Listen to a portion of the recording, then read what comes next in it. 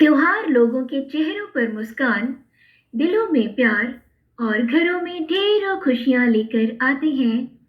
किंतु जब लोग इन त्योहारों को ना समझी के दीपक में डाल, स्वार्थ के तेल में भिगो, स्वयं की खुशियों की लौ जलाना चाहते हैं, तो वह दूसरों के साथ साथ अपना भी अहित कर बैठते हैं। नमस्कार दोस्तों, मैं उर्वशी चौधरी आज आप सभी के समक्ष ऐसी ही दो लघु कहानियां लेकर पुनः उपस्थित हूँ। ये कहानियां आपको बताएंगी कि सही अर्थ में त्योहार मनाना क्या होता है और हमें किस तरह से त्योहार मनाना चाहिए। तो दोस्तों, आइए सुनते हैं, देखते हैं और समझते हैं इन कहानियों को। कहानियों का शीर्षक है पश्चाताप और खुशियों के दीप।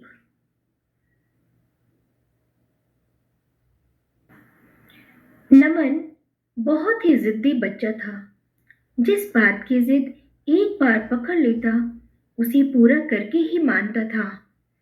उसके मम्मी पापा उसे समझाने की बहुत कोशिश करते, किंतु दादी का लाडला होने के कारण उन्हें उसकी जिद के आगे झुकना ही पड़ता था। हर साल की तरह इस दिवाली पर भी उसने ढेर सारे पटाखे खरीदने की जिद पकड़ ली। उसकी मम्मी ने उसे समझाया कि इससे प्रदूषण होगा और दादाजी की तबीयत भी ठीक नहीं है। पटाखों के धुएं और शोर से उनकी सेहत और बिगड़ सकती है। पर वह कहाँ किसी की सुनने वाला था। दादी ने भी हर बार की तरह अपने पोते का ही पक्ष लिया। दिवाली के दिन नमन ने सुबह से ही पटाखे चलाना शुरू कर दिया। पटाखों के शोर और धुएं से उसके दादाजी की तबीयत बिगड़ने लगी। खांसते खांसते उनका बुरा हाल हो रहा था, किंतु नमन बेपरवाह पटाखे चला रहा था। शाम होते होते उन्हें घबराहट और सांस लेने में दिक्कत होने लगी। उन्हें तुरंत हॉस्पिटल में एडमिट कराया गया। दोस्तों, क्या होगा दादाजी का? क्या उनकी तबीयत सुधरेगी? क्या वह ठीक होकर हॉस्पिटल से घर लौट सकेंगे? आप सोचिए, तब तक मैं आपको एक दूसरी कहानी सुनाती हूँ। एक प्यारी सी बच्ची थी जिसका नाम महक था। वह बहुत ही शांत स्वभाव की, हंसमुख और हमेशा दूसरों के भले की ही सोचती थी। दिवाली करीब थी, इसलिए उसके पापा ने कहा, महक बेटा, चलो आज तुम्हें नए कपड़े और पटाखे दिला दूं। दिवाली को बस 2 ही दिन रह गए हैं। परंतु महक ने कपड़े खरीदने से मना कर दिया। उसके पापा फिर बोले, पटाखे तो लोगी ना?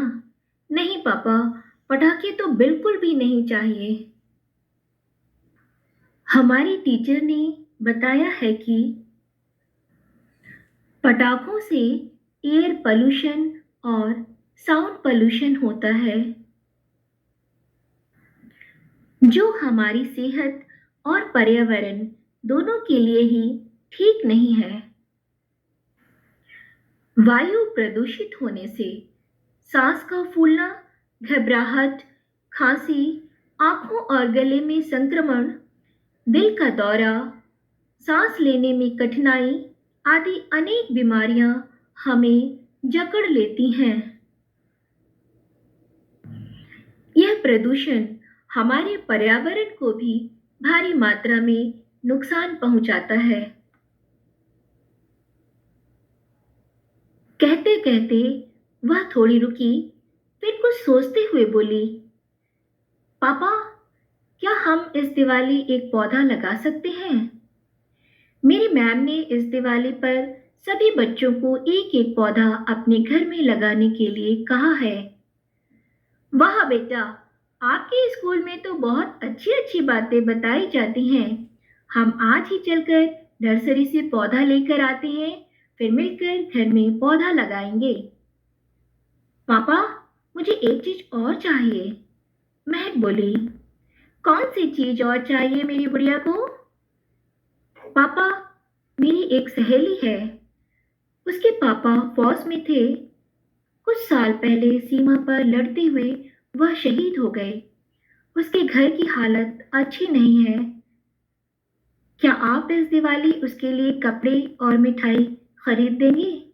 मैं चाहती हूँ कि दिवाली के दिन मैं अपनी सहेली के साथ मिलकर यह त्योहार मनाऊं। क्या महक के पापा उसकी सहेली के लिए कपड़े और मिठाई लाएंगे?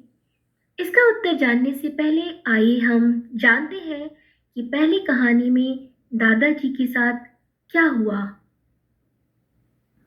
दोस्तों, दादाजी हॉस्पिटल से फिर कभी घर नहीं लौट सके।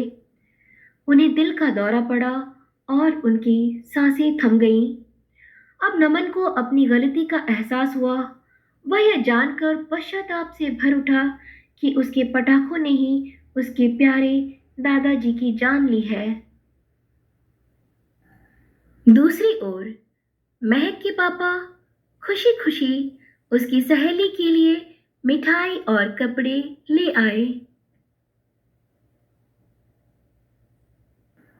फिर महक, उसकी सहेली और उसके पापा सबने मिलकर पौधे लगाए और इस प्रकार उन्होंने दीपावली के दियों की रोशनी में अपनी खुशियों की जगमगाहट को भर दिया।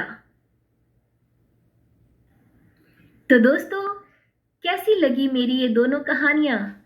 यदि आपको मेरी ये कहानियाँ पसंद आई हों तो प्लीज़ प्लीज़ प्लीज़ इसे लाइक करें, शेयर करें, सब्सक्राइब करें और हाँ दोस्तों, अपने प्यारे प्यारे से कमेंट्स लिखना न भूलें।